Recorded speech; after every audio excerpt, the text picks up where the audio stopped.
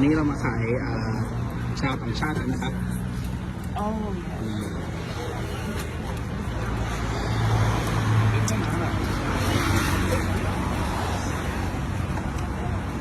พุทธสลัด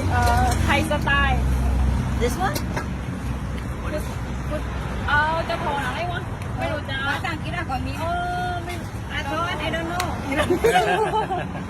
You just know mango. Yes Thank you. Yes thank you Do you need to tissue Yes, please. ยังไหมคะ สวัสดีครับหยิบถ้วยหยิบกล่องตักเองได้เลยครับพี่บุฟเฟ่ครับถ้วยกล่องอยู่ตรงนี้นะเป็นถ้วย50 บาทเป็นกล่อง60 บาทครับรวมได้ทุกอย่างเลย